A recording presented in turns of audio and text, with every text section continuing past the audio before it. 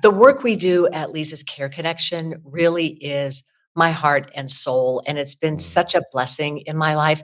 Like many people that are listening to us right now, my mother, my grandmother both had Alzheimer's disease, and mm. with a neurodegenerative disease that erases your soul print, Wow. takes away those memories, it's very brutal for the husbands, wives, the sons, the daughters, and the Yes. family friends. So I created in the world what I wish we'd had when we were struggling with mom, and that Mm. became Lisa's Care Connection. And we are in Columbia. We're on St. Andrews and Tram Road. Yes. We're also so we've got my hometown here in Mhm. South Carolina and my hometown where my children were born in California. And those Wow. are our two hubs. And then we extend our support. Everything is free. All of our programs are free. We extend that virtually across the states because when someone is disappearing, and Mm. what I call dancing with the stranger, um, you're not prepared. You can't really be prepared because you don't know what you don't know until you're in the thick of it. And then Yes. the onset of the compassion fatigue and the Mm. emotional burden that you have really can be so overwhelming. So I wanted my seat at the table to be, how do we support those who care?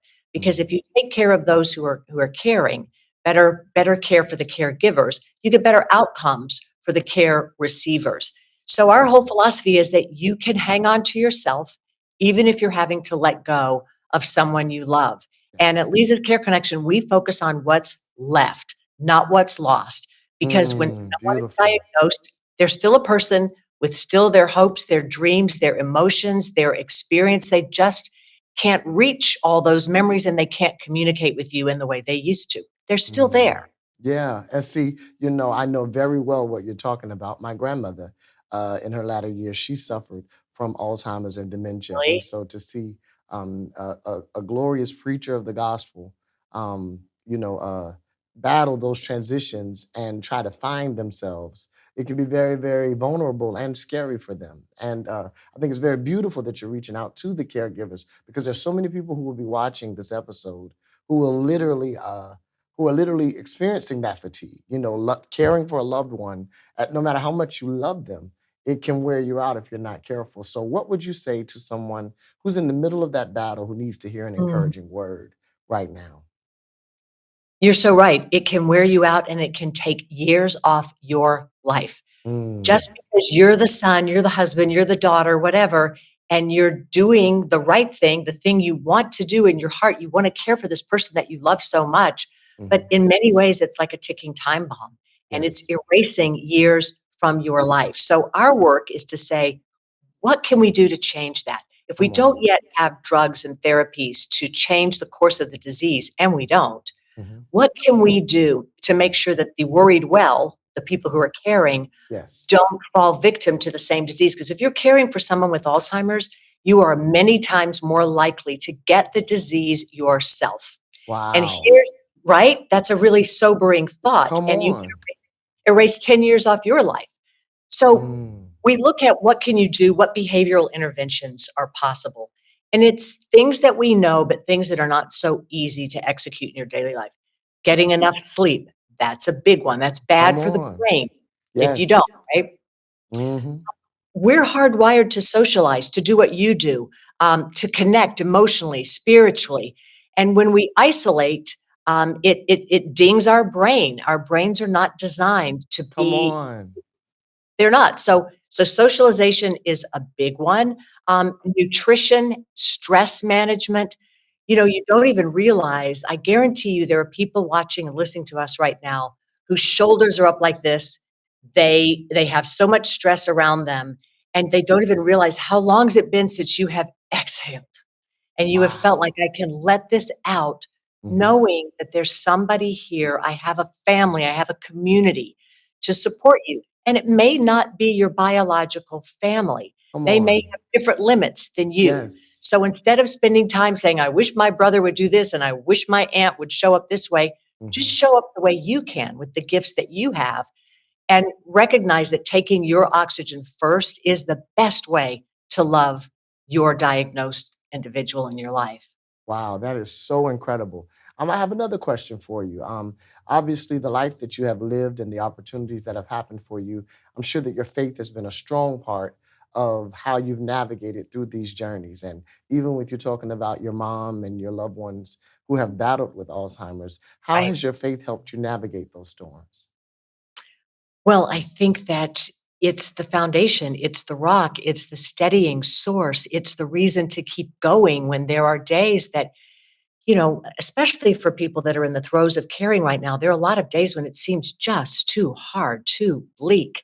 And you've got to fill your reservoir with the things that give you a reset. Come And I on. think that's the role of faith. It certainly is for a lot of people in our community too. Whatever your expression of God is, and whatever your expression, your definition of your spiritual life is, we say breathe, believe, receive. And Ooh. receiving is the hard part, and the Mhm. believing part is believe in what you're called to believe in, what you know, what your personal journey has been like. Because it's not so much what denomination you are, what faith you are, it's that you believe that there Yes. is a purpose to your life and that you are not alone and that you will have enough strength, enough focus, enough resources to get through. Yes, and so on this week, we were so honored and favored to provide some music at this incredible gala that you had. Yay! I'm telling you, we had such an awesome time. So tell us, what was the heart and the mind even behind the gala?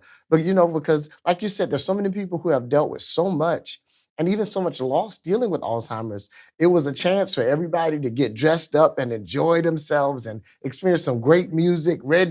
Reggie Sullivan Band, myself Yeah. and my choir, and of course, Ms. Leeza speaking and sharing your inspirational words. What gave you the thought and the insight to do something so incredible? We call it Dare to Care, and it is a fundraising event, but it's more than that for us. It Yes. really is kind of a testament to our belief that there is strength in kindness, caring, and sharing. And that if we dare each other to show up in our own lives, to show up for each other, that's where we get a lot of strength. And to mention something that you said earlier, which is there is strength in vulnerability. I always say you can't heal it if you don't reveal it. And when you Come have a on. safe place to reveal what's going on in your life, just the act of telling that story, having someone else witness your journey, is a big part of guarding your own mental health. We also know that music, and you know this being the choir Yes. director and having the education in music that you have, music is such an important component of brain health, and it is the very last thing to leave when memories are being eroded. So your brain the disease is eating away at parts of your brain, but music stays, and it's a big comfort. Most people can sing Jesus Loves Me right up until their last breath. They may not know who their Wow. family is, they may not know their own name, but they can sing the limericks, the songs, the hymns from their childhood. And Mm. that connects them to that little kiss from the angel that's a moment of humanity.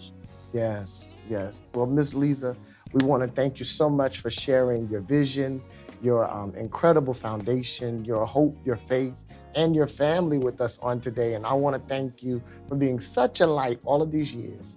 And I'm so proud that you rep Columbia, South Carolina, the way that Uh, you do. And we're honored that we were able to be a part of such a glorious event.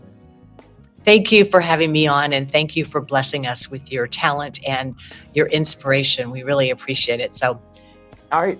John Lakin and Friends is here with the incomparable Miss Lisa Gibbons. We're so glad that you were able to be here with us.